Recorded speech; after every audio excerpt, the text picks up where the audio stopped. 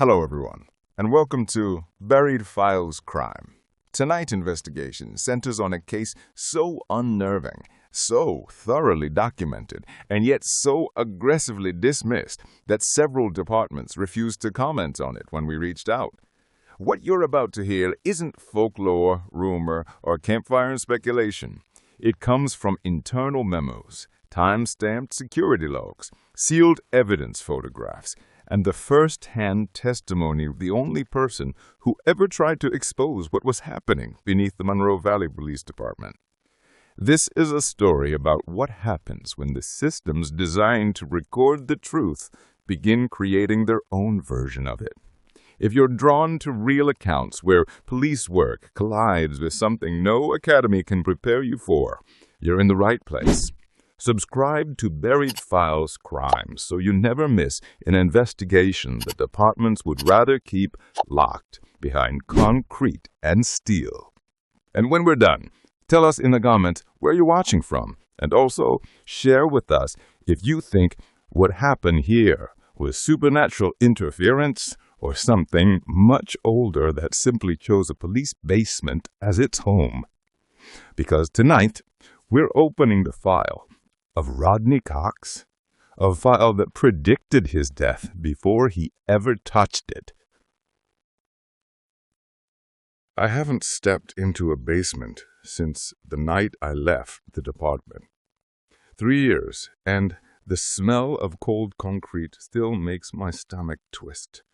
My therapist keeps telling me avoidance delays healing, that sooner or later I have to face what happened underneath the station in that evidence room. She means well, but she wasn't there.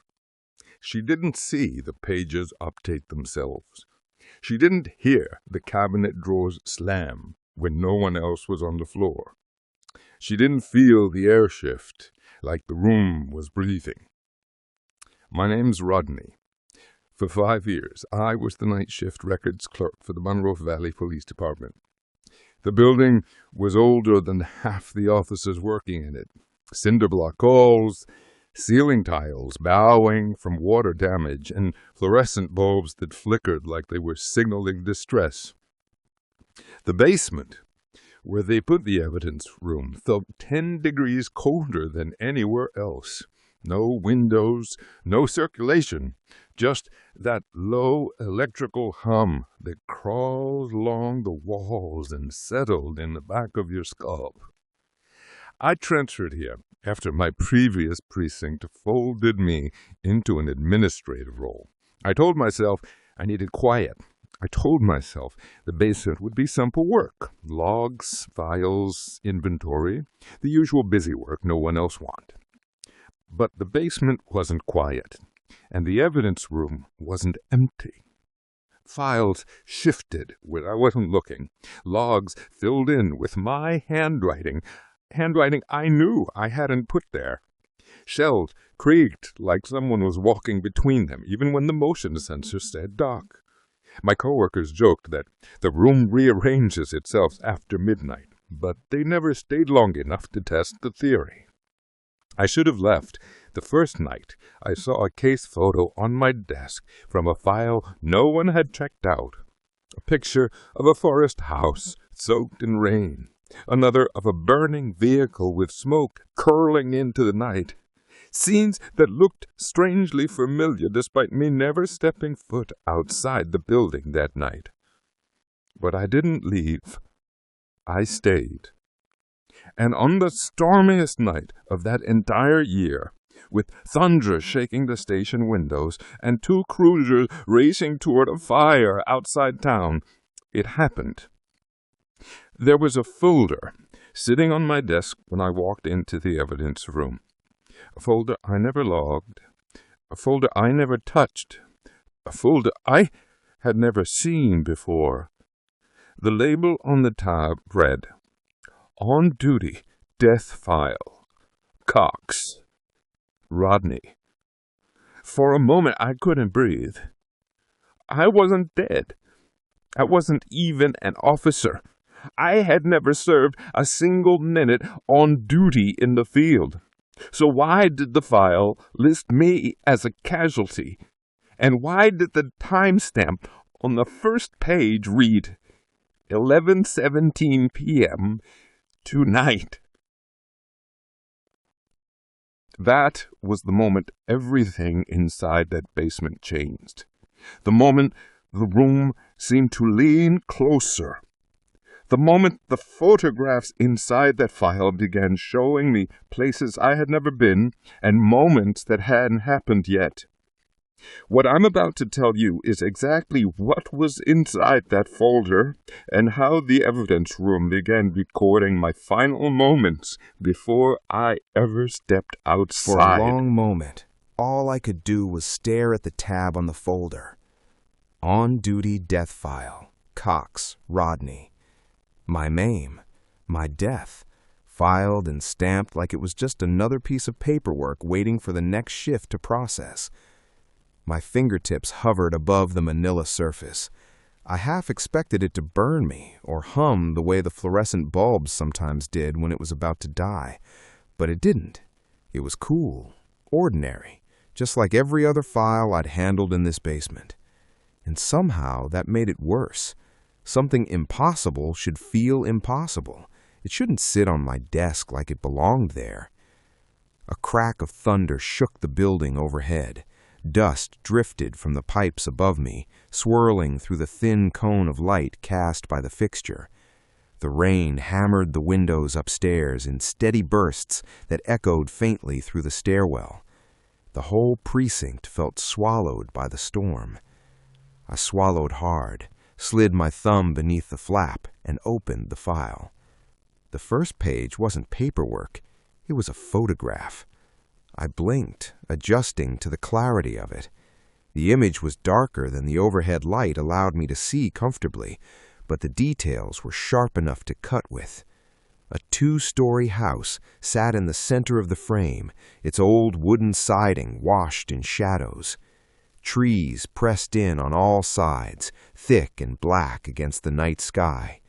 Rain streaked down the camera lens, blurring only the distant background, never the house itself. The porch light glowed a soft orange red, like the bulb was overheating. A figure stood at the doorway, silhouetted, unmoving. I leaned closer, but the canopy of rain made the shape impossible to identify. The angle looked familiar, though, not from anything I'd personally seen, but from a photograph I'd filed months ago. A house in the woods, storm raging, officers approaching. I flipped to the next photo. My breath caught. 2 police cruisers sat in the dirt path leading up to the same house. Their red and blue lights washed over the wet ground, coloring the mist. The vehicles were angled like they'd just skidded to a stop. One door lay open. A pair of officers stood near the first car, shoulders hunched against the rain. Their figures were blurred, not from motion, but from distance, like the shot had been taken from much farther away than the clarity allowed.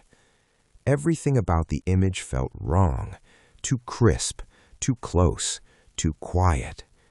These were the exact scenes depicted in one of the old evidence packets I handled. Except those photos were from the late 90s. This scene looked current. I felt something cold unravel inside my chest. I turned the page. Another photograph, this one worse.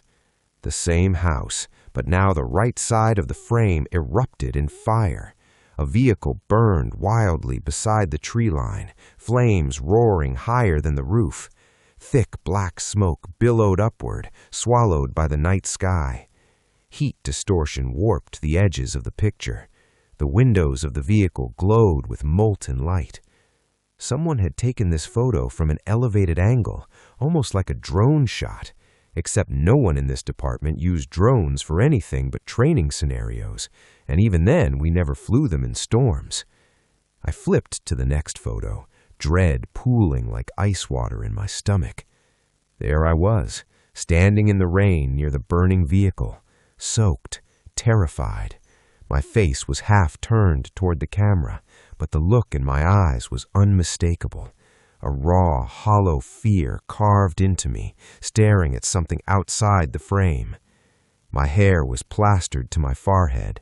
My clothes were drenched. The reflection of the flames painted my skin with frantic orange light. I dropped the photo. It fluttered to the concrete floor, skidding slightly before lying still. "No," I whispered. That's not me. That's not possible." I had never been to that house, never stood beside a burning vehicle, never worn the expression of a man whose life was seconds from ending. Hands shaking, I lifted the photo again and forced myself to check the timestamp printed in tiny white numbers at the bottom right. 11:37 p.m., 20 minutes from now. A metallic taste filled my mouth. I wiped my palms on my pants, but they only grew sweatier. My vision pulsed at the edges, spots of static flickering like the security monitors when they lost signal.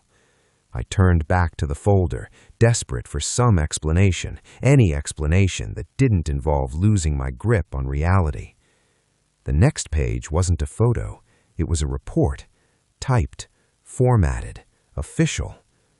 __, initial report, incident number 4927-A.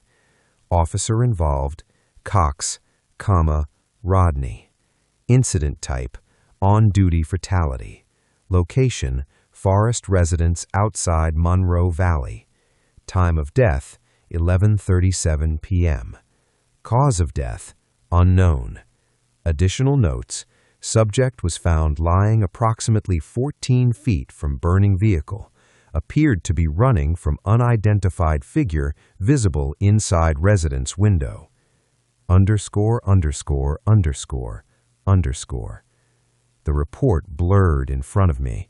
I set it down, pressing my hand to my chest. My pulse hammered like it wanted out. "I'm not an officer," I said out loud, as if the file might apologize. "I'm a clerk. I don't respond to calls. I've never even done ride-alongs. I don't—" The basement groaned. A deep, shifting creak rolled through the concrete around me. The metal shelves rattled faintly. The fluorescent bulb flickered, dimming until only a gray-blue halo remained. A chill swept across my skin, sharp as needles. I backed away from the desk, almost tripping on a box of sealed evidence I'd cataloged earlier in the evening. The room felt wrong in a way that made my instinct scream. The air pressed against my lungs like it was suddenly heavier. I spun toward the stairs. "Hello?" I called out. "Is anyone down here?" My voice echoed, swallowed by the walls. No answer. The basement was empty. Just me, the file, and whatever force thought it had the right to document my death before I even lived it. I walked back to the table, teeth clenched. "It's a prank," I muttered. "Someone's screwing with me. Probably Dan from shift rotation. He thinks this place is hilarious." But Dan didn't have access to unlogged files. He didn't know the classification numbers. He couldn't create heat-warped photographs that matched actual historical incidents. I grabbed the next page, desperate for rationality. It offered none. The report continued with surgical precision. ___, final moments, witness reconstruction. A 11:34 p.m., subject flees house. A 11:35 p.m., fire intensifies. A 11:36 p.m., subject collapses near tree line. A 11:37 p.m., subject deceased. My throat closed. This wasn't a prank. It couldn't be. I scanned the page, searching for inconsistencies, typos, anything that would reveal a human hand behind this. Instead, my eyes landed on something worse, a hand-drawn sketch. It was crude, pencil smudged, but detailed enough to understand. It depicted a hooded figure standing in a window, head tilted slightly downward. The lamp above it cast a halo of warm light, the same lamp from the image of the cube-like basement room. The figure's posture was unmistakable. It was watching something, watching me. A cold tremor rippled through my spine. The fluorescent light buzzed violently overhead. The temperature dropped enough for me to see my own breath. The air around the sketch seemed to warp, like the lines were breathing. "Stop," I whispered, setting the file down. "Stop! Stop! Stop!" My voice cracked on the last word. I stepped back from the table. My heel hit something solid, and my entire body locked. Slowly, I turned. A cabinet drawer sat open behind me, wide open. I hadn't touched it. I hadn't heard it. But there it was, pulled out like invisible hands had rifled through it. I froze. The cold deepened. The bulb flickered again, slower this time, as if thinking. "Who's down here?" I said louder than I meant to. "This isn't funny." My voice sounded The small, drawer behind me useless, slid open with a swallowed long, whole. low scrape. I Metal walked back to the grinding table, against metal, teeth the kind of clenched. sound that gets under your skin and stays there. I didn't turn around. I couldn't. Something in my body refused to obey the instinct. Maybe it was fear. Maybe it was survival. Maybe it was that I wasn't sure what I'd see if I looked. For a few seconds, the only thing moving in the basement was the thin rise and fall of my breath. The drawer stopped halfway open, motionless, waiting. I exhaled shakily and reached for the folder on the desk, pulling it toward me as if proximity to the impossible made it any easier to understand. The manila cover brushed my fingertips. My pulse thrummed in my ears. Slowly, I opened it again. The first page I saw wasn't one I recognized. Not a photograph of the forest house, not the burning vehicle, not the report about my death.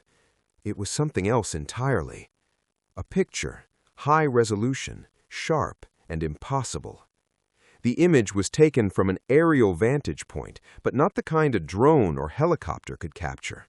It was too close, too perfectly centered. It looked down into a tiny concrete room, walls gray and unadorned, a single metal desk under a hanging fluorescent light, shelves loaded with aging files. A room with no doors visible, no windows, a cube carved out of the earth. And sitting alone at the desk, head bent over a folder he was reading, was me. My heart lurched into my throat.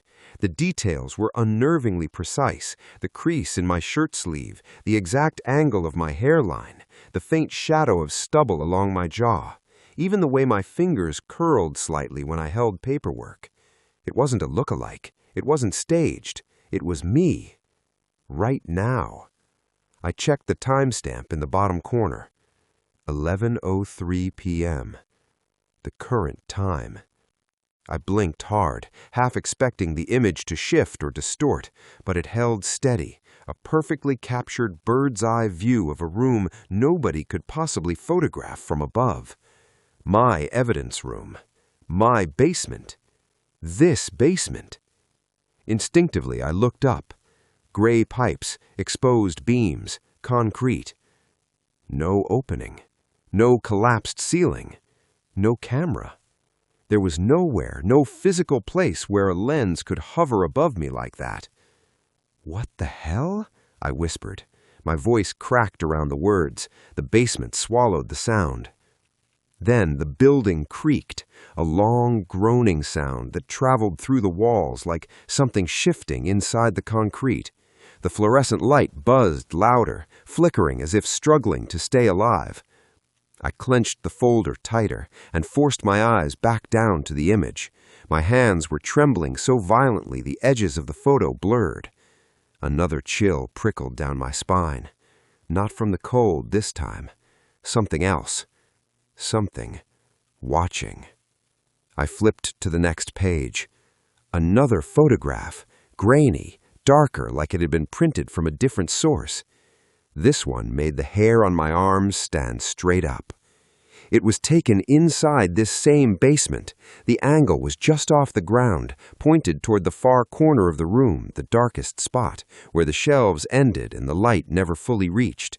In that corner, under the faintest sliver of yellow glow, a figure stood.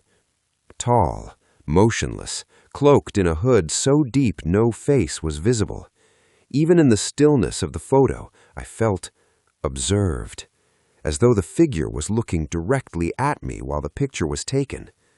A lightning strike tore across the sky outside, sending a tremor through the overhead pipes. The fluorescent bulbs sizzled, then steadied again. I swallowed back a rising wave of nausea and scanned the timestamp at the bottom of the picture. 11:03 p.m. Again. The exact minute I stood here holding it. My throat tightened. I didn't want to look, but some unbearable instinct drove me. I lifted my head slowly, eyes drifting toward the corner in the photo. The corner was empty. No figure, no hood, no shadow shaped like a man. Just shelves, just dust, just cold, empty space. But the chill crawling across my skin didn't go away.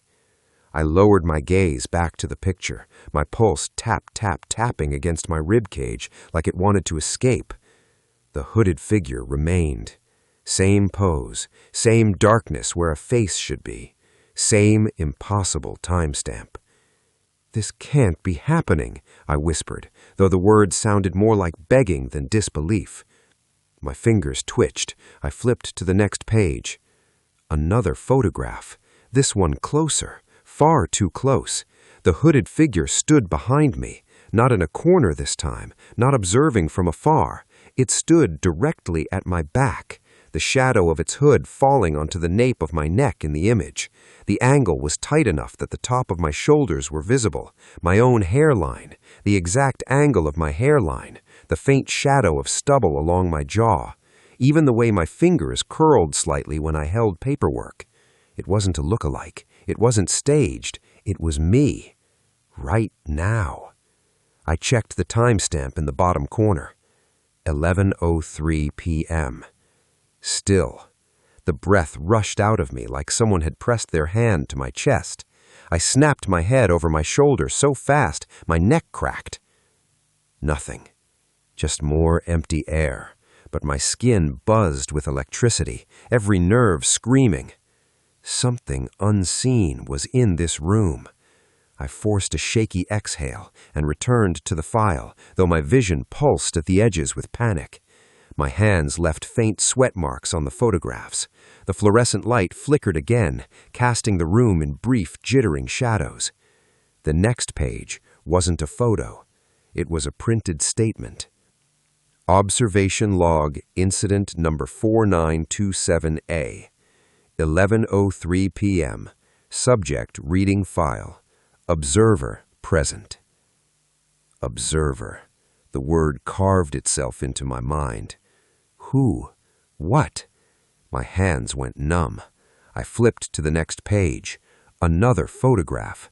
This time the angle was dizzying, low to the ground, close to the floor, almost like a dropped camera or a body cam that had fallen sideways. The image caught the edge of the metal desk leg, part of my shoe, and the blurred shape of the room beyond. And in the lower corner, a dark silhouette.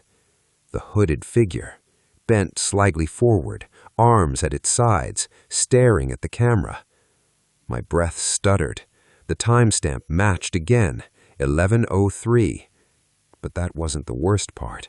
Facing the photo again, I noticed something new, something small, almost invisible in the darker space below the frame. A second shadow, the faintest outline of a hand, fingers stretched long against the concrete floor, as though reaching toward me. I dropped the photo like it burned. The page fluttered away, landing face down in a puddle of weak lamplight. For a long moment, I didn't breathe. The hum of the fluorescent tube rose, sharpening until it vibrated in my teeth. The cold deepened, the air tightening around me like invisible hands were pressing in from all directions. "I need to get out of here," I whispered, but my legs refused to move. Half in a trance, half because I needed answers, needed to understand the rules of whatever nightmare I'd walked into. I picked up the fallen photo again and flipped the file to the final page of this section. A single image, a single description, a single timestamp. The photograph showed the same cube-like room, the overhead angle capturing the fluorescent bulb and the metal desk from above. Me sitting exactly where I was, same posture, same position, same folder in hand. But now, the hooded figure was behind me, standing so close its shadow fell over my shoulders, head tilted forward, watching me read. And printed beneath it, in bold black letters, "Real-time capture, 11:03 p.m. Observer present." My heartbeat became a full-body vibration. This wasn't predicting my future. This was documenting my present. Something was taking these photos in real time, and I wasn't alone in this room. I felt my breath tighten, fast and shallow. My skin prickled with sweat despite the cold. I hadn't moved from this chair since the first impossible photo. The timestamp hadn't changed once. Everything was happening or had happened in the exact minute I was living. The exact minute I couldn't escape. I forced myself to look at the far corner again. Empty. Then, very slowly, I looked over my left shoulder. Also empty. My right. Empty. But the air behind me felt charged, like someone stood inches away, silent, waiting. The fluorescent light buzzed louder, flickered once, twice, dimmed to a trembling glow. The hum deepened in pitch, turning into something I could feel in my sternum. I lifted the last page again, unable to stop myself. The hooded figure stared back at me from behind my own seated form.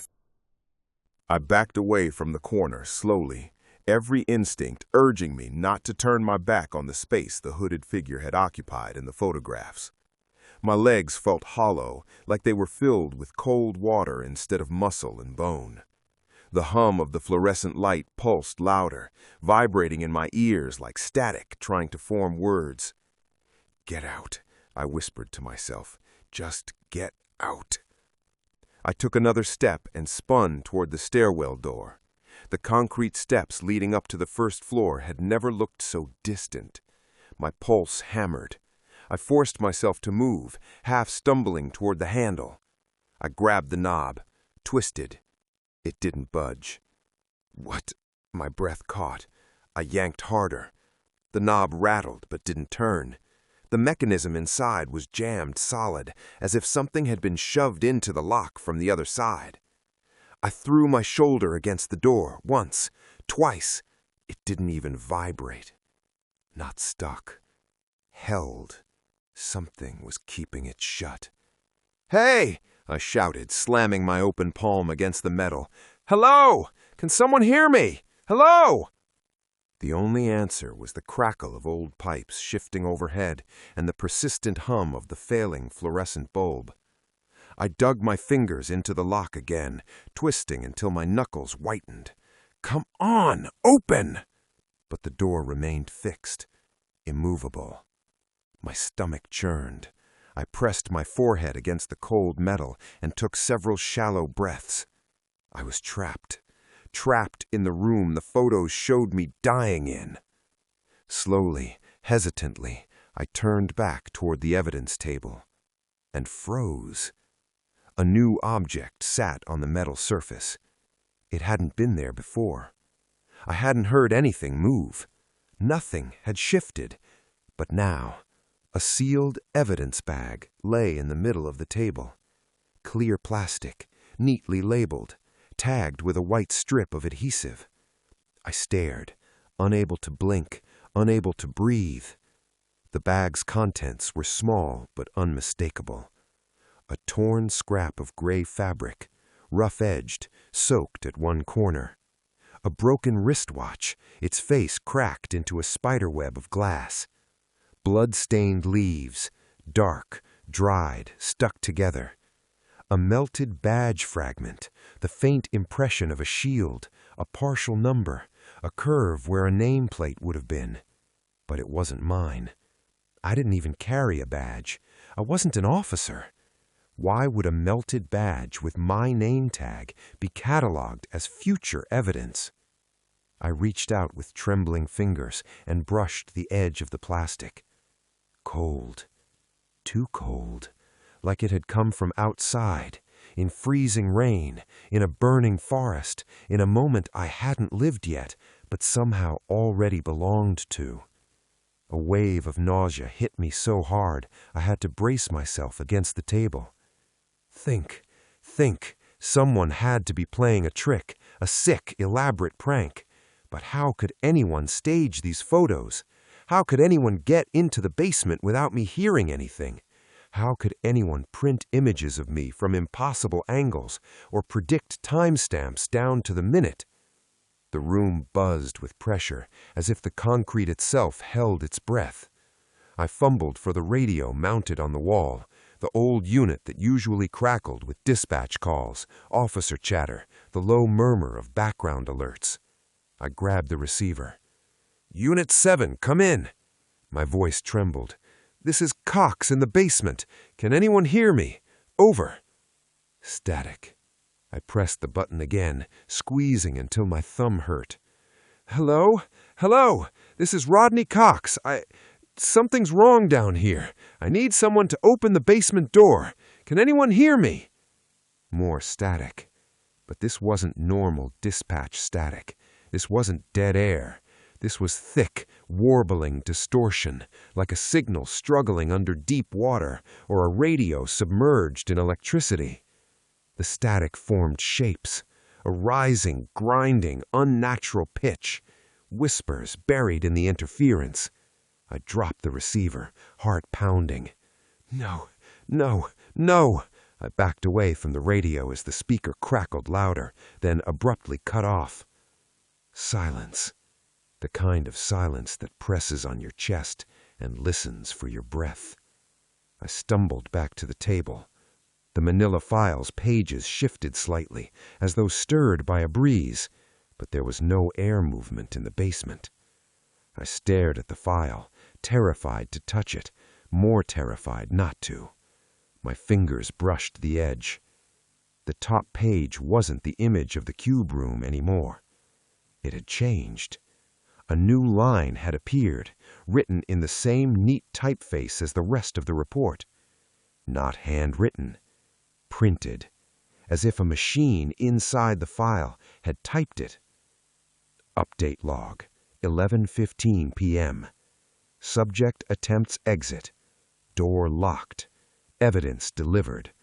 Observer present. My vision blurred for a moment as panic surged up my throat. The file was documenting the present just as it had documented the future.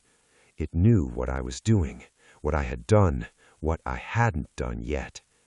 And something in the room, something unseen, was watching me. I turned the page with trembling hands. A new block of text materialized, letter by letter. I watched it happen.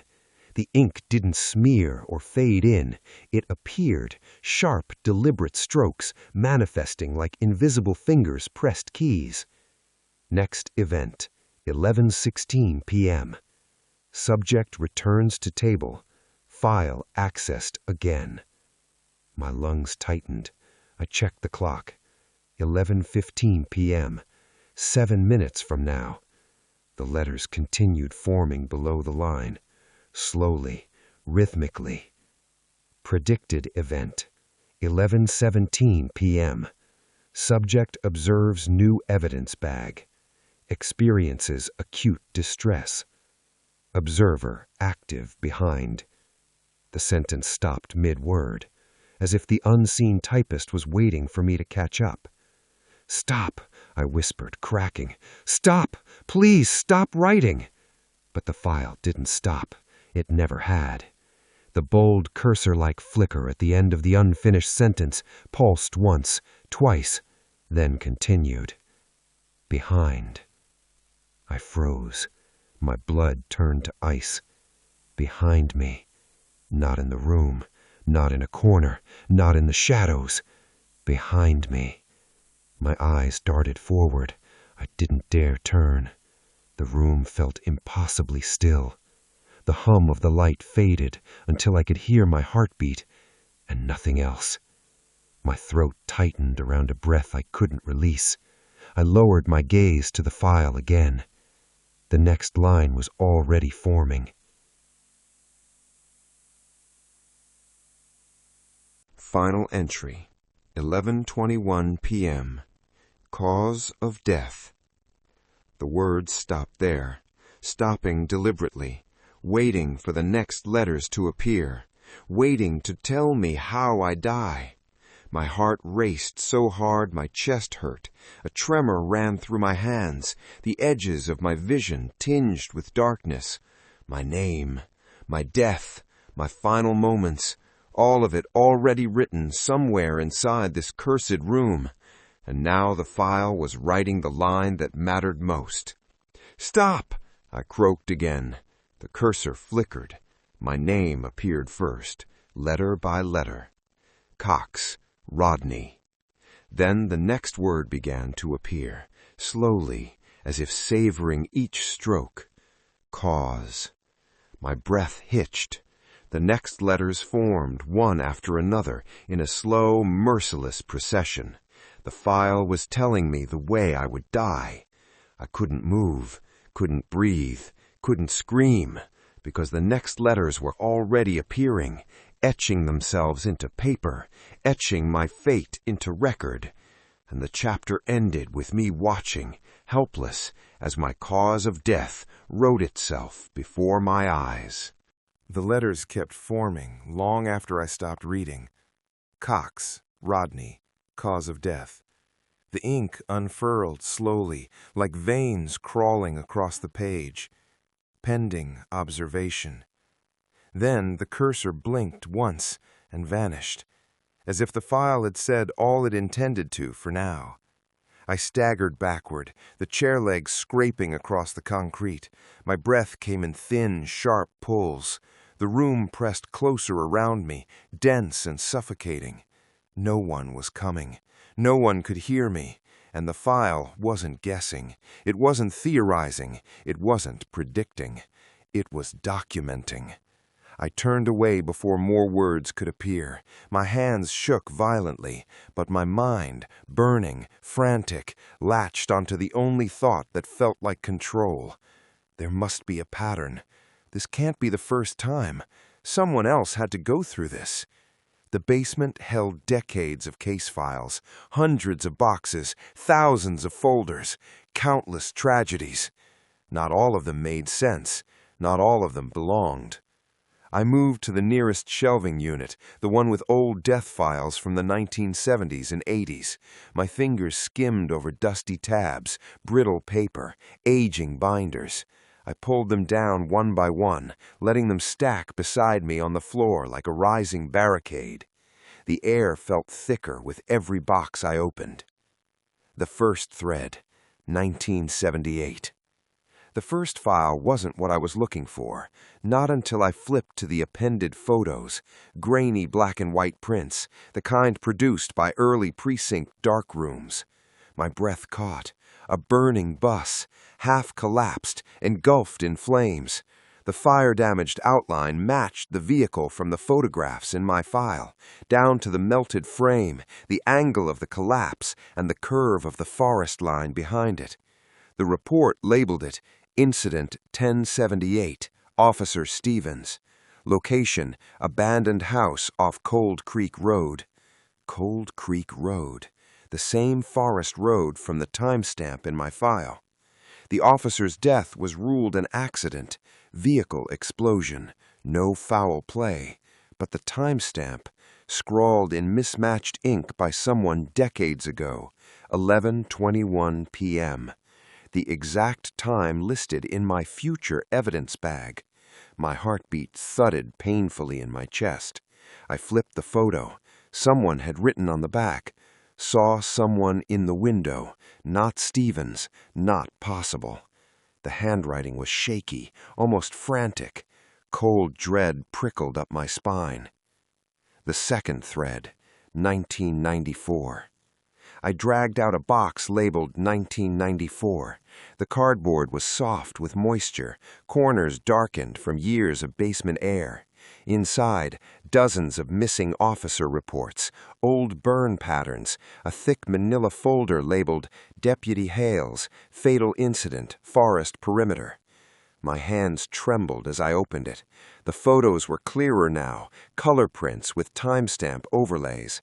A burning sedan, bright orange flames licking up the passenger side, black smoke curling into the treetops. It was unmistakable. The same vehicle form, the same ignition point, the same forest house in the background. The timestamp, 11:21 p.m. Deputy Hales had responded to a call about movement in the windows of an abandoned house. The report said the deputy perished attempting to extinguish a vehicle fire. But the photos told a different story. Behind the flames, in the haze of smoke, a hooded silhouette stood in one of the house's dark windows, just like in the photos from my file. I flipped through the rest.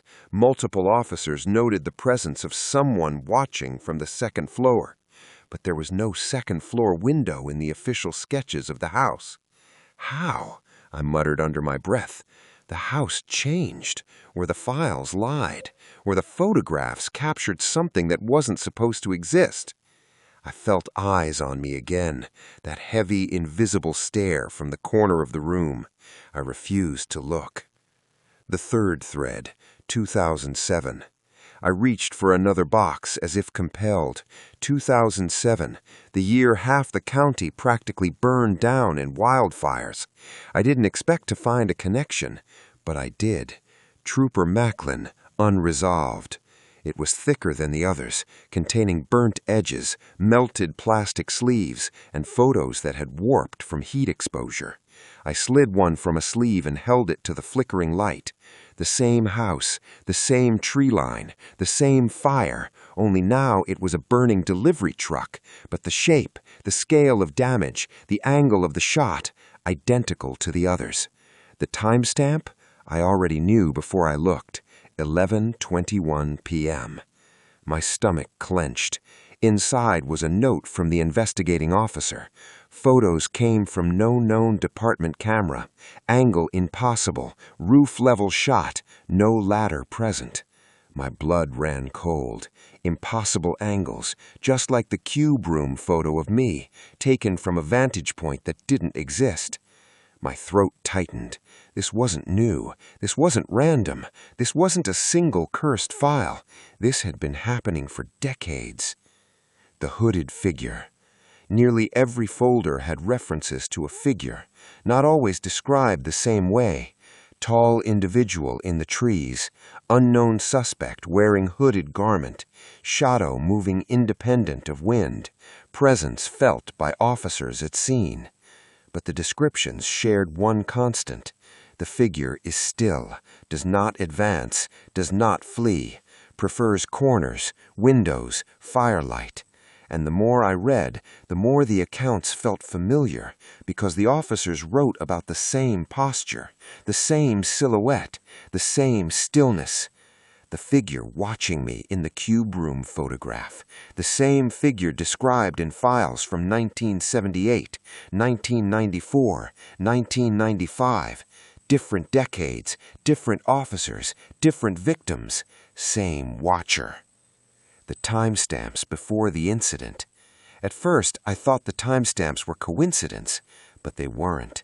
In death after death, in scene after scene, in notes scribbled by panicked hands, files appeared before the incident occurred, timestamps that matched the exact minute the officer died, evidence prepared hours or days before discovery.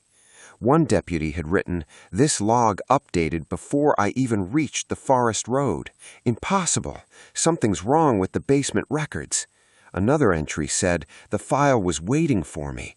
Timestamp matches my watch. I hadn't even left the precinct yet."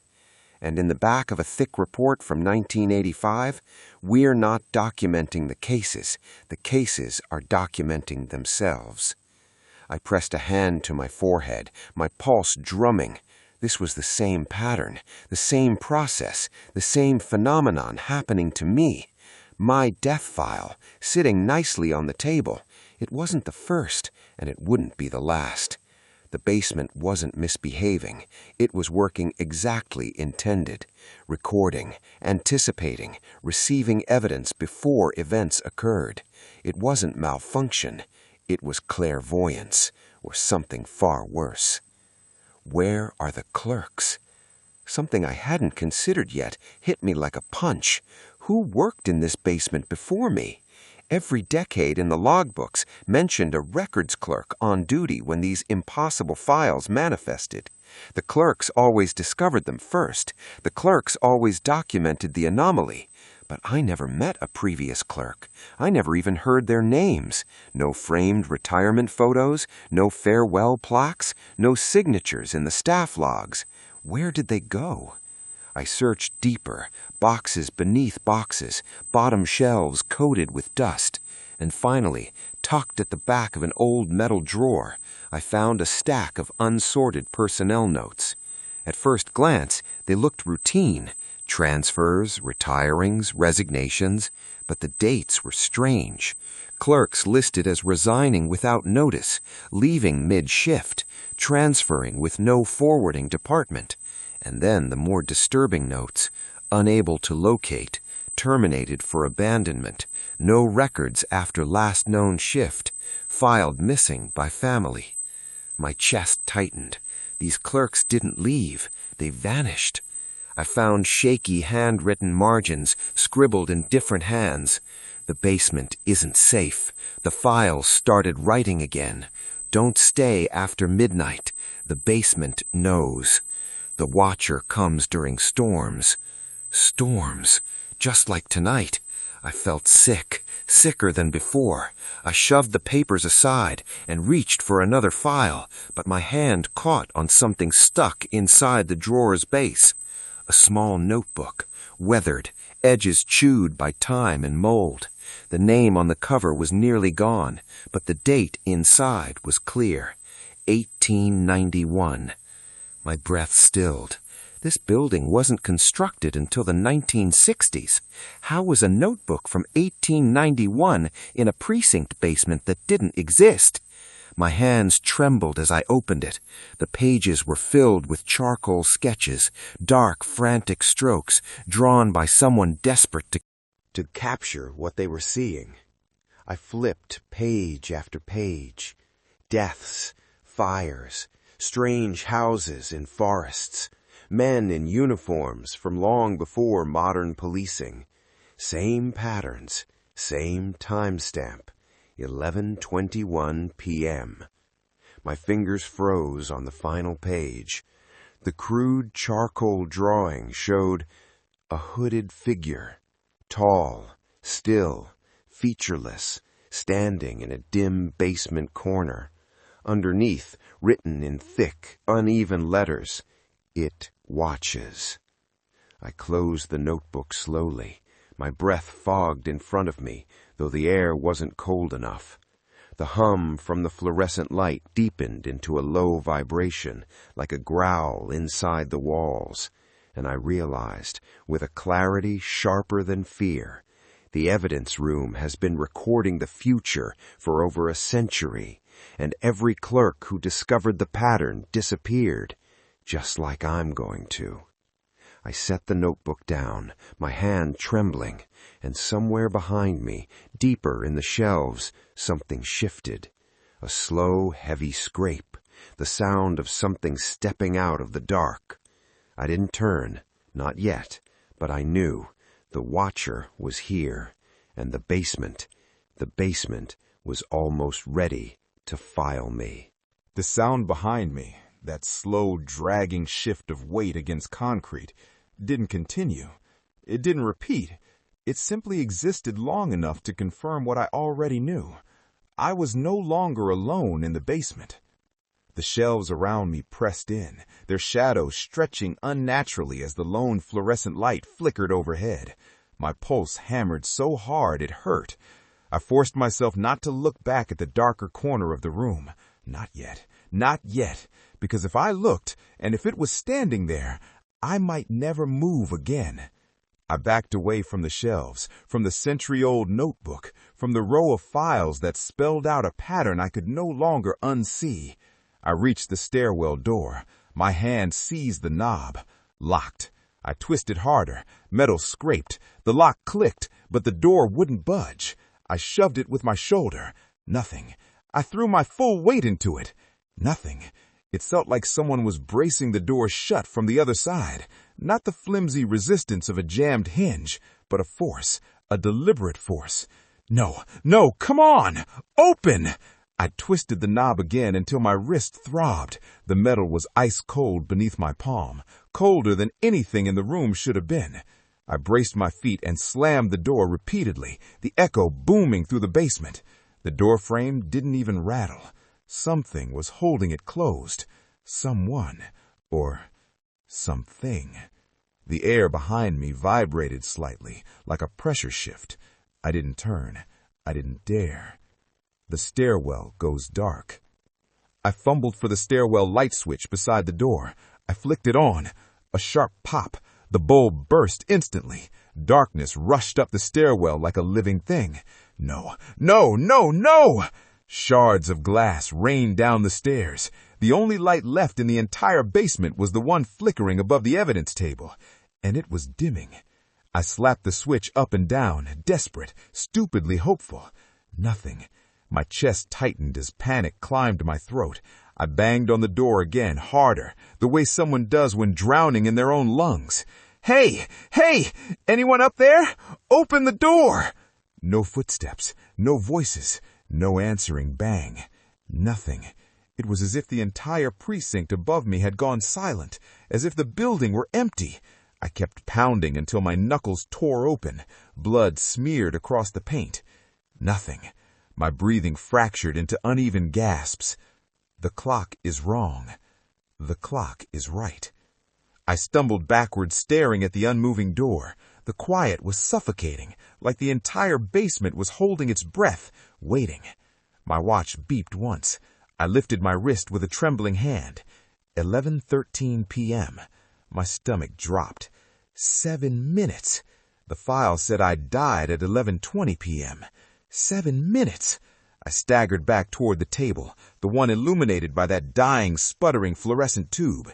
Its hum deepened into a distortion, almost like a voice caught inside the wiring. Not real. It's just malfunction. Just old wiring. Just... But my voice didn't believe me. The file lay open where I left it, still, waiting. The pages fluttered slightly, though there was no breeze, no vent, no airflow. I forced myself closer. The future sequence. My eyes dropped to the page, the one I hoped would still be blank. It wasn't. In a faint, too neat typewritten script. Projected sequence. Subject, Cox, Rodney. 11:17 p.m. Subject leaves building. 11:17 p.m. Storm intensifies. 11:18 p.m. Burning vehicle blocks road. 11:19 p.m. Contact made with unidentified hooded figure. 11:20 p.m. Subject confirmed deceased. My breath shook violently. I'm not leaving this building. I'm not going to the woods. I'm not going near that damn house. You can't predict something that isn't going to happen. But the file didn't care. Of course it didn't. The basement didn't record possibilities. It recorded inevitabilities. I scanned the lines again, hands trembling so hard the paper blurred. Storm intensifies. Burning vehicle blocks road. He dies running. Running. Running from what? My eyes lifted involuntarily toward the far corner of the room. Still empty, but the emptiness felt hollow, like a missing piece removed from a puzzle, leaving a shape meant to be filled. My skin crawled. Desperation and denial. I pressed both palms flat against the table, trying to steady my breathing. I can change it, I whispered. I can change it. The others, they didn't know what was happening. They weren't prepared. I know what's coming. The room didn't respond. Not verbally, but the hum in the fluorescent bulb dipped, stretched, deepened, like a warning. I swallowed hard. No, I'm not, my voice cracked. I'm not going to die in 7 minutes because some cursed filing system decided I should. I grabbed the file and shoved it off the table. It hit the floor with a flat smack and slid 3 feet. Its pages didn't scatter. They stayed aligned, perfectly straight, perfectly neat, as if still bound by unseen hands. Then, flip! The top page turned itself. Then another. Then another. The file stopped on a blank sheet. I froze. The basement air thickened, pressing into my eardrums. And then, letter by letter, words burned into the page. 11:14 p.m. Subject denies recorded outcome. My breath stopped. The file was writing what I was doing, as I was doing it. The door, again. I spun back toward the stairwell and ran. I slammed shoulder first into the door, ignoring the shock of pain. This time the door gave a little, just a fraction, a half-inch at most, enough to let in a sliver of air, and something else. A whisper, not a voice exactly, a vibration against my ear, like a breath drawn in, right on the other side of the door. Listening, waiting.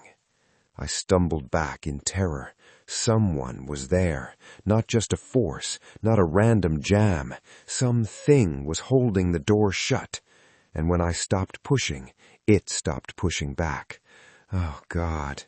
I spun around the room, trying to find anything at all that could be used to pry the door open. A metal evidence tray? Too flimsy. A folding chair? Would only break. A fire extinguisher? The bracket on the wall was empty. I swore under my breath. The room wasn't giving me anything. Bleeding hands.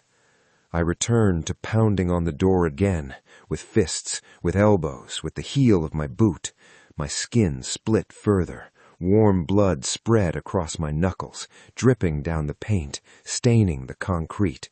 I screamed for help until my throat burned raw. No one answered, not even a muffled sound.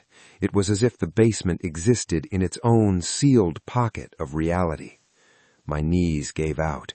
I slid to the floor, back against the door, breath coming in ragged sobs. My watch beeped again. I lifted my arm with dread. 11:14 p.m. 6 minutes. The file updates itself. Against every instinct in my body, my eyes drifted back toward the table. The file was still open. The blank page was no longer blank. New text scrawled itself across the paper in real time, faster than before. 11:15 p.m. Subject attempts escape through the stairwell. My breathing halted. The words had appeared the moment I hit the door. The file was writing my exact movements as they happened. My stomach twisted so violently I nearly vomited. I forced myself onto my feet. "No," I whispered, shaking my head. "No, no." The file had never been wrong in a century. Every timestamp, every death, every burned vehicle, all predicted, all recorded, all inevitable. But I couldn't accept that. I wouldn't. I turned toward the darkness of the basement, toward the rows of shelves that now felt like a maze designed to swallow me. Somewhere inside them, something shifted again. A footstep. Soft, deliberate. My heart jolted painfully in my chest. The lights flickered. For a fraction of a second, the hooded figure appeared between the shelves, standing perfectly still, face obscured, arms at its sides, watching me. The light snapped back on. It vanished. I stumbled backward, hitting the stairwell door again. My eyes locked on the table. The file was waiting, the blank page pulsing faintly in the failing light, like a heart, like a countdown, and as I stared, another line began to write itself. 11:15 p.m. Subject turns toward the shelves. I gasped so hard it hurt. It was describing me in the moment, not after, not before, now. The file was documenting my choices as I made them. I had lost control of my own timeline. My chest tightened violently as I took a single shaking step away from the door. The file responded immediately. 11:15 p.m. Subject steps away from exit. My breath caught in a strangled sob. I lifted a shaking hand toward my mouth. The file wrote 11:15 p.m. Subject panics. Tears blurred my vision, and then the final line of the page burned itself into existence, carving the words deeper than any before. 11:15 p.m. Subject realizes the basement is alive. I choked out a cry, stumbling back, unable to breathe, unable to think beyond the fear consuming every inch of me. The ink faded. A new page turned on its own, blank, waiting for the next moment of my life to write itself. And I knew I only had minutes left before it wrote the last. For several seconds after the file wrote that final line, subject realizes the basement is alive, I couldn't move. My legs trembled beneath me, refusing to decide if they wanted to run or collapse. My thoughts scattered like spooked birds. The basement's flickering light buzzed harder, deeper, almost as if reacting to the shift inside me. Something had broken. Something had crossed a threshold, and I couldn't go back. I swallowed, trying to steady myself, but the moment my eyes drifted toward the file again, everything inside my vision fractured. The room didn't disappear. It layered, like my mind was being forced to see two realities at once. One was the basement, gray walls, cold concrete, shelves of evidence looming like tombstones. The other, an explosion of rain, a forest, darkness, mud swallowing my boots. I jerked violently, grabbing the table to keep from falling. What? No, no! The visions came in rapid, violent bursts. Flash, mud. The ground curved beneath me, slick and uneven, thick mud gripping my feet like hands trying to pull me down. The smell of wet soil and gasoline filled my lungs. Flash gone. Back to the basement. I collapsed against the table. Flash, rain. A sideways sheet of icy rain slammed into my face. My clothes clung to me like soaked rags. My hair dripped into my eyes. I could barely see past the storm. Back to the basement. My heart raced so hard I thought it would tear open. Flash, cruisers. 3 police cruisers sat at crooked angles outside a shadowed house in the woods. Their headlights cut through the storm in harsh white beams. Officers moved in the distance, running, shouting something drowned out by the thunder. Back to the basement. I stumbled, hitting my shoulder on a steel shelf. Flash, the explosion. A deafening boom. A flash so white it erased everything. Then a vehicle engulfed in flame, exploding outward, sending burning debris through the storm. The heat seared my face. Back to the basement. I screamed, a raw, involuntary cry that tore from my throat before I could stop it. I dropped to my knees, hands over my head, body shaking uncontrollably. No! Stop! Stop! But the visions didn't stop. They intensified. The forest house, full vision. This wasn't a flash. It was a scene, and it pulled me in like a rip current. I stood, not in the basement, but in the middle of the forest clearing, soaked to the bone. The house loomed ahead, rotting wood, one warm light glowing in the front window, a figure inside, unmoving. I tried to blink, tried to break the vision. It didn't break. The ground shook with each rumble of thunder. Somewhere behind me, fire cracked and popped as the burning vehicle sputtered and roared. I turned. I saw myself. standing in the rain, just a few feet in front of the fire, face drenched, eyes wide with terror. My own voice whispered through the storm. "Run." I gasped. Collapse. The vision ripped away so violently that my body lost every bit of control. The basement rushed up to meet me. I hit the concrete hard. Pain exploded through my skull, my ribs, my knees. The fluorescent light above me buzzed and sputtered like it was dying.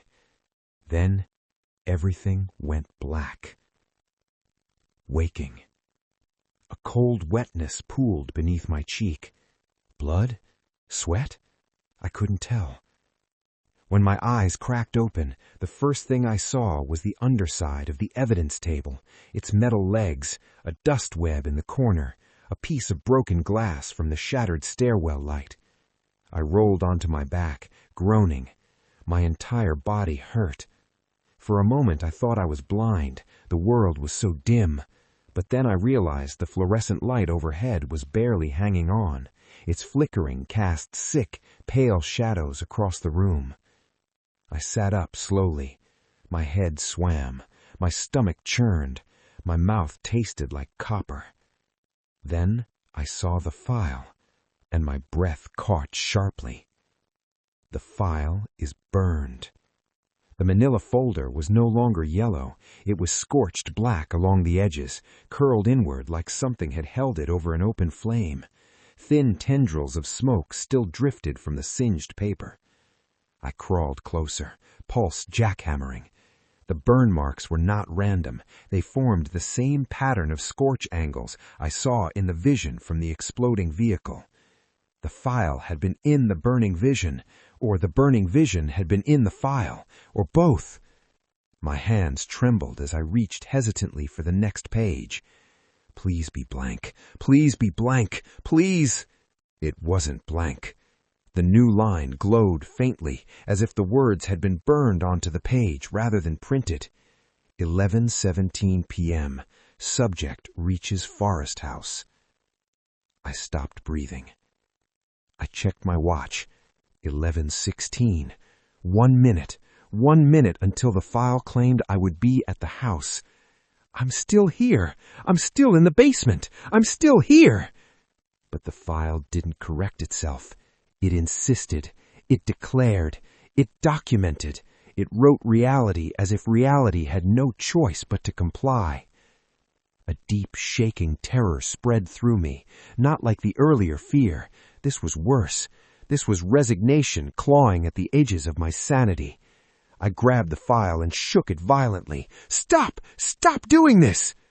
The pages rattled but didn't tear. Another image slipped free and drifted to the floor. I froze. A new picture. It had not been in the file before. It showed a forest at night, rain falling like silver needles, a slant of light cutting through the trees, a warm yellow glow spilling from the doorway of the isolated house. But the worst part wasn't the house. It wasn't the rain, or the shadows, or the storm. It was me.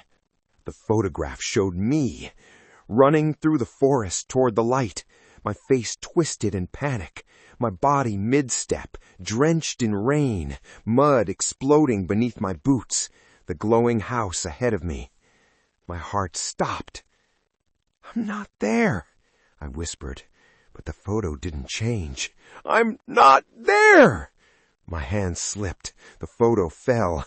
Thunder boomed from somewhere far outside the precinct, so strong that even the basement floor vibrated. The fluorescent tube flickered, brightened for half a second, and in that half second, movement caught my eye. In the far corner, a silhouette. Tall, hooded, still. I blinked. The light flickered off. Darkness swallowed the corner. When it flickered back on, the silhouette was gone. The file writes faster. The sound of paper moving tore my attention back to the table. New text scratched itself rapidly across the next page, faster than anything I'd seen before. 11:17 p.m. Subject arrives at location. 11:17 p.m. Officers respond. 11:17 p.m. Storm reaches peak intensity. 11:18 p.m. Burning vehicle detonates. 11:18 p.m. Subject flees into the forest. 11:19 p.m. Pursuit begins. 11:20 p.m. Subject. The final line stopped mid-word, as if waiting, calculating, watching whether I would do what it predicted. I staggered backward, choking on air as panic surged through my chest. "I'm still here," I rasped. "I'm not in the woods. I'm not at the house. I'm not—" But as I said the words, a strange sensation crawled through me, a damp chill on my arms, a mud-like suction around my boots, a sting of freezing rain on my face. In the basement, inside the basement. I looked down. For an impossible half-second, my boots were coated in mud, thick, wet forest mud. Then it vanished. My heart lurched violently. The basement wasn't a place anymore. It was a doorway, a transition, a halfway point between where I stood and where the file insisted I would be. No, don't do this. The words spilled out in a whisper as my knees threatened to give again. The walls seemed to pulse faintly. The shelves leaned forward. The shadows stretched. Something was pulling me, not physically, not yet, but the visions were becoming a tractor beam. Something wanted me at that house. Something wanted the file to be complete. Something wanted me dead. The countdown. My watch beeped. Once. I looked. 11:17 p.m. My breath turned to ice. The file's prediction time had arrived, and the basement seemed to exhale, a long, low shift of air, almost a sigh, almost relief. Rodney's breaking point. I screamed, louder than before, a ragged cracking sound that ripped out of my throat and left me trembling. "I'm not there!" I shouted at the file. "I'm right here! I'm right here!" The room didn't care. The file didn't care. Something unseen did care, and it wanted me closer. The walls blurred. The room tilted. The fluorescent bulb dimmed into a dying whine. I grabbed the edge of the table just as my vision split again. Not flashes this time, not glimpses. A continuous rolling vision swallowing my entire reality. The forest house, the storm, the burning car, the officers running, the hooded figure watching from the window, me running towards the open doorway. The vision tightened. My legs buckled. I wasn't sure if I was falling in the basement or falling in the forest. They blended. I hit the floor again. My palms slapped against concrete, mud, both. I didn't know anymore.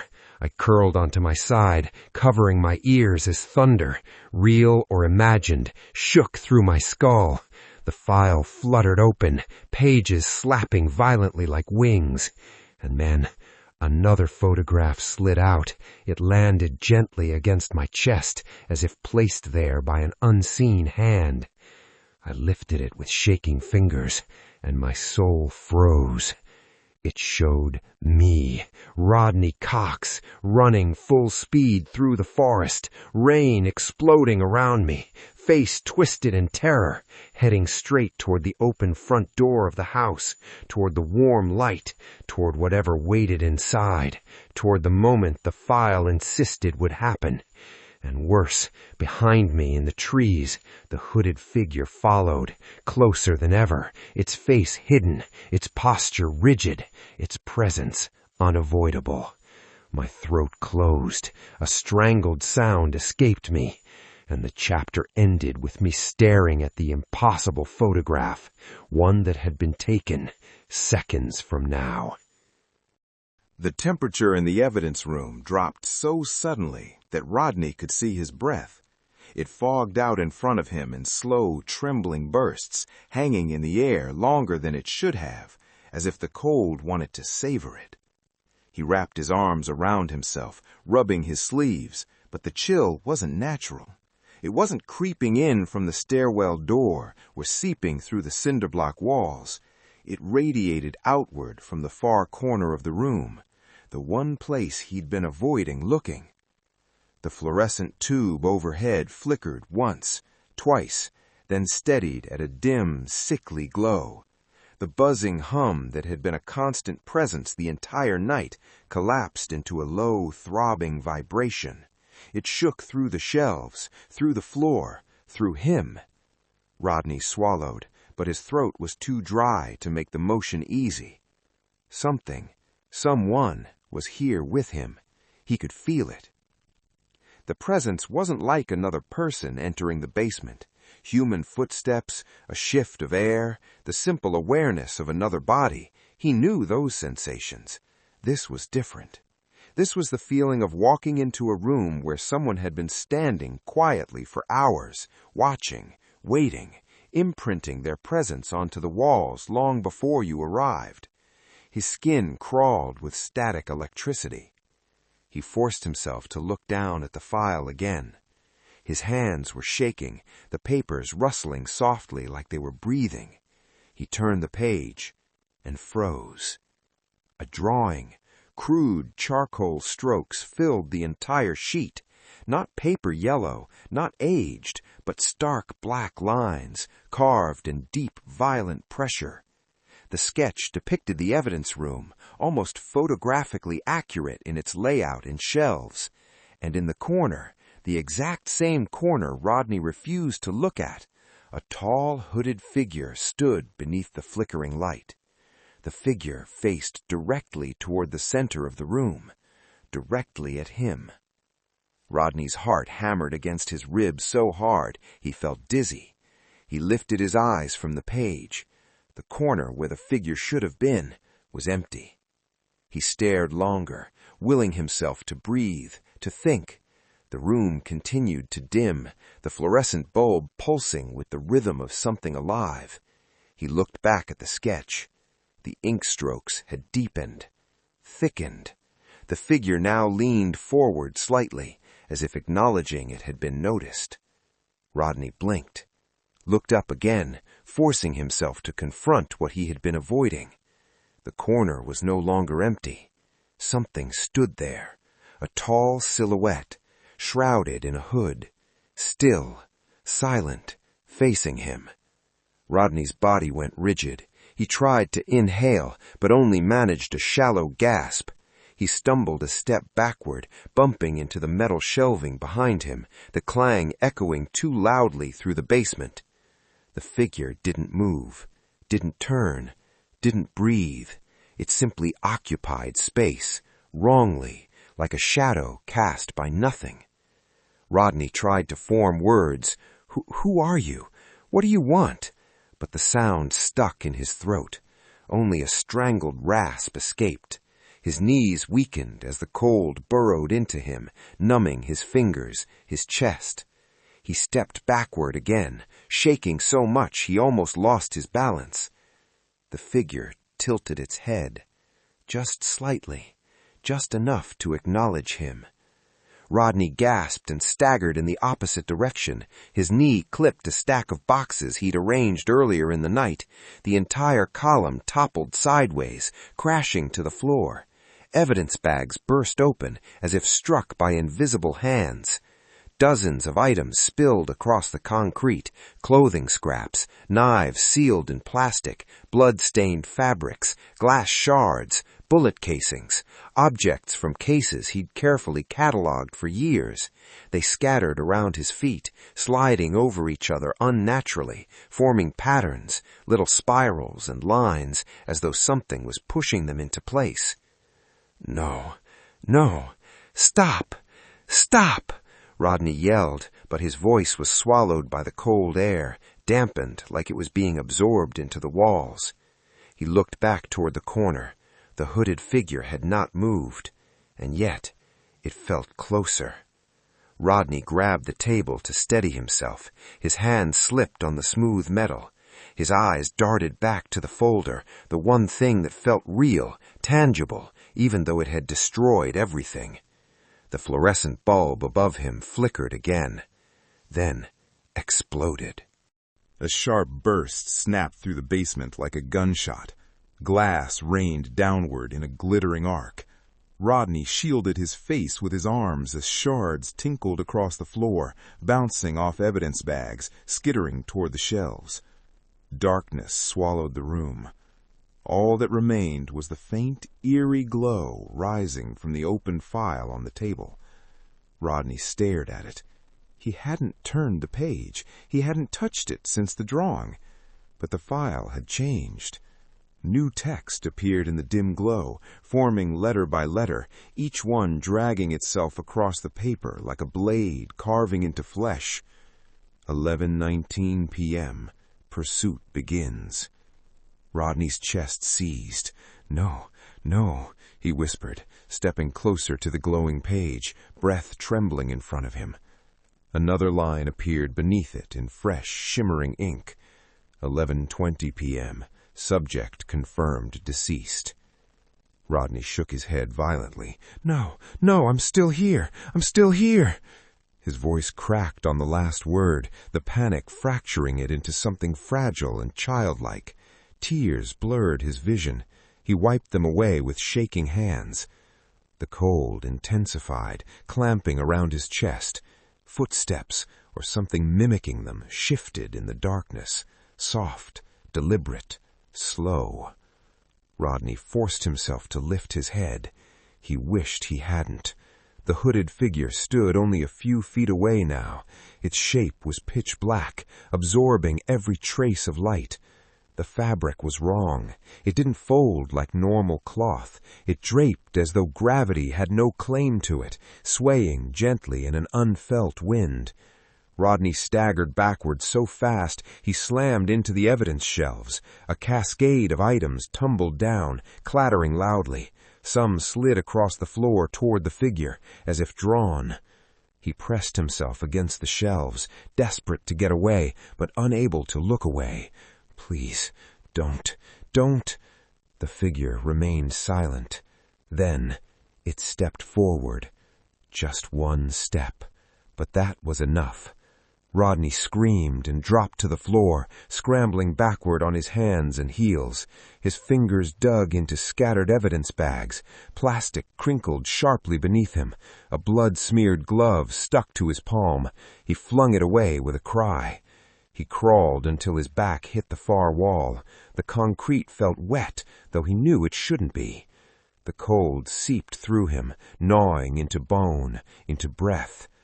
The hooded figure advanced again, slow, deliberate, inevitable. Rodney forced himself to look at the file one last time. The glowing page pulsed faintly in the darkness, as though it were alive. New writing appeared. 11:19 p.m. Pursuit begins. The ink thickened, darkened, growing heavier.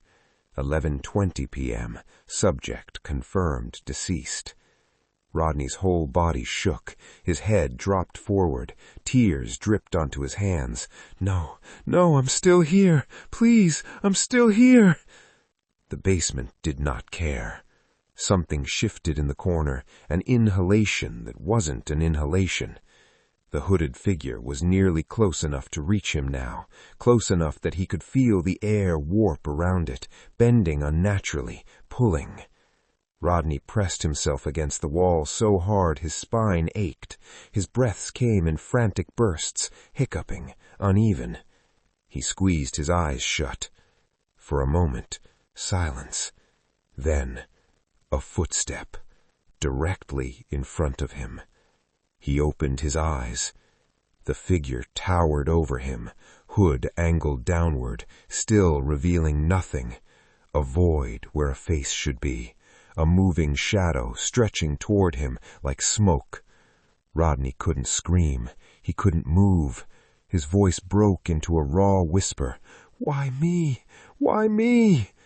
The figure leaned forward, impossibly slow. Closer, closer. So close he could hear something Not breathing. Something like pages turning. The sound of pages flipping in the dark. Rodney realized it wasn't the file making the sound. It was the figure. It was made of pages. Pages from files, from death reports. Its entire form shifted with the faint crackle of paper. Its hood wasn't fabric. It was a shadow woven from ink and lines and signatures. Rodney's heart slammed so hard into his chest he thought it might tear itself free. The figure extended one long, darkened arm. The edges of its sleeve rippled like loose sheets fluttering in the wind. Rodney whimpered, curling inward, but he had nowhere to go. The figure stepped forward again, and the room seemed to bow with it. Everything, the shelves, the scattered evidence, even the cold, shifted inward as if the entire basement were taking a breath. Then, the fluorescent fixtures overhead sparked violently. Another bulb burst. The darkness deepened. A gust of wind, impossible in a sealed basement, swept over the floor, swirling up dust, loose papers, shattered glass. Rodney covered his face with his arms, screaming as the wind howled. When he looked again, the hooded figure was inches away. Its darkness brushed the edges of his vision, sinking into him like ink spreading through water. It lifted its arm and stepped forward. Rodney didn't remember standing. He didn't remember forcing his legs to move. One moment he was pinned against the wall, staring into the hooded figure's shifting, ink-black void. And the next, he was running. Raw instinct took over. He pushed off the concrete, stumbling over collapsed boxes and shredded evidence bags. His foot slid on a patch of dried blood inside one of the opened packets, and he nearly fell, catching himself on the edge of a metal shelf. The shelf shook violently, rattling with 100 tagged items, but Rodney didn't look back. He ran, sprinting across the cluttered basement floor toward the stairwell door. His breath tore from his lungs in ragged gasps. His heart slammed painfully inside his chest, as loud as the sirens he used to hear upstairs on busy nights. The basement stretched out behind him like a long, suffocating tunnel. Shadows rippled along the walls. Light flickered, first dim, then bright, then dim again, as though the fluorescent bulb above was choking on the electricity it fed from. Rodney grabbed the handle of the stairwell door, just before it slammed shut in his face. The metal struck with such brutal force that the vibration jolted up his arm. Rodney screamed and yanked the handle again, but it didn't budge, not an inch. It was as if the building itself had sealed it. "No! No!" He hammered the door with both fists. "Somebody! Somebody help me!" The sound of his fists should have echoed. It didn't. The air swallowed the noise, smothering it immediately. Rodney stepped back, chest heaving, every breath crystallizing in front of him. Darkness slid across the floor. He spun around. The hooded figure stood halfway between him and the table where the glowing file lay. Unmoving, tall, patient. Its hood faced him without a face to show. "No, don't come near me," Rodney rasped. His voice cracked like splintering glass. "Please!" The lights went out. All at once. A total blackout. Rodney let out a violent cry, grabbing the air blindly. His hand found nothing. He reached again. More nothing. The darkness wasn't just the absence of light. It felt thick, physical, tightening around him like a closing fist. He stumbled backward until his spine hit the stairwell door again.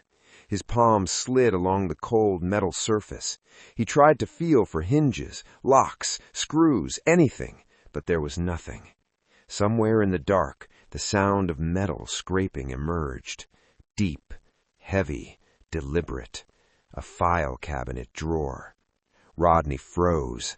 Another scrape, closer this time, directly ahead of him. "No, no, please, don't—" The scraping stopped.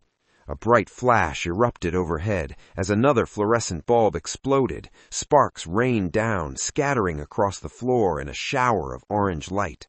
For a fraction of a second, Rodney saw everything. Every overturned shelf, every scattered evidence bag, every torn scrap tagged with his name, and the hooded figure standing at the far wall, beside an open file cabinet drawer. The label on the drawer gleamed in the brief light. Cox, Rodney, completed. Rodney screamed. His voice ripped out of him with such force that it felt like something tearing loose inside his throat. But even that sound was wrong. It didn't echo. It didn't carry. It collapsed into the air barely 2 feet from his mouth, absorbed by the thick, pulsing darkness. The hooded figure reached one long, impossible arm into the drawer. Rodney bolted. He ran blindly into the dark, tripping and falling over shattered glass, banging his knee on a metal box, slamming his shoulder into a shelf he could barely see. He screamed again, hoarse and broken. He could hear movement behind him, soft, purposeful, not footsteps, something else. The shiver of pages, the fluttering of paper, 1,000 sheets rustling inside a drawer that was opening itself. He stumbled into the table, sending the glowing file skidding across the concrete. It spun in a slow arc, illuminating his own terrified face in strobing flashes. He crawled toward it, reaching out with trembling fingers. The file snapped shut on its own. Rodney recoiled as if struck. "Stop! Please stop!" The file cabinet slammed. Once, the sound vibrated through the floor. Twice, the vibrations intensified. A third time, the shock wave knocked Rodney flat onto his back. And then, silence. Not empty silence, a charged silence. A silence so thick his ears rang against it. Rodney lay on the floor, chest rising and falling in uneven, frantic jerks. His fingers curled against the concrete helplessly. He tasted iron in his mouth, blood from screaming. He forced himself to look up. The hooded figure stood over him. Its hood loomed inches from his face, a void made of ink and shredded paper. Its form wavered slightly, like a candle flame caught in a draft. Rodney couldn't move, couldn't breathe. The figure lifted its arm, and the final fluorescent bulb overhead blew apart with a deafening crack. Glass rained down. Darkness swallowed everything. Rodney's scream died before it left his throat. His last sound was a whimper, tiny and human, and then a thud, a single heavy thud that echoed faintly up the stairwell. The aftermath. Upstairs in the precinct, Officer Myers jolted upright in his chair. "Did you hear that?" His partner frowned. "Hear what?" "That thump from downstairs. Sounded like the basement." His partner sighed. "Probably one of the damn shelves falling again. We need to get those replaced." But Myers didn't look convinced. After a moment of hesitation, he stood and made his way toward the stairwell door. Fluorescent lights overhead flickered once, then steadied. He pushed open the door. The stairwell was dark. Odd. The basement light was always left on. He descended cautiously. Each step creaked under his weight. By the time he reached the bottom, he was already annoyed at himself for being jumpy. He reached for the basement light switch. It clicked uselessly. He cursed quietly under his breath and fished out his phone, turning on the flashlight. The narrow beam cut through the darkness. Dust floated through the air in pale motes. The basement was empty. Empty shelves, neatly stacked boxes, no scattered evidence, no shattered bulbs, no overturned furniture. Everything looked untouched, too untouched. His light drifted to the center of the room. A single folder sat neatly on the table, a sealed folder. The label was crisp, fresh. On-duty death file, Cox, Rodney. Date, tonight. Myers frowned. Who the hell is Cox? He lifted the folder, noticing the weight of it, the neatness of the tape sealing it shut. The file looked professionally prepared, nothing strange about it at all. Probably a misfile, he muttered. He checked his phone. No missed calls, no alerts, no alarms. He shrugged, tucked the file under his arm, and headed upstairs. The basement door closed behind him with a soft, final click. The footage. Later that night, during shift turnover, a patrol officer asked, "Hey, where's that clerk, Rodney? Didn't he have night duty in the evidence room?" Myers checked the roster. "Yeah, says he clocked in at 10:07 p.m., but never clocked out." The officers exchanged uneasy glances. "Check the basement camera." They did. Static. Hours of static. No movement. No sound. No Rodney. They checked the stairwell camera. Empty stairs. Dim light. Nothing. Except one frame. A single frame buried deep in the footage. Barely noticeable unless someone scrubbed through slowly enough. A tall, hooded silhouette caught mid-stride, walking away from the evidence room door. They paused the footage, zoomed in. The figure's face was completely obscured in shadow. No one spoke for a long time. Final narrator tag, buried files crime style. Some cases are closed because the truth was found.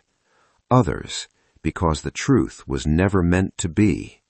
And somewhere beneath the Monroe Valley Police Department, in a drawer marked completed, the file of Rodney Cox remains sealed, waiting for the next page to turn.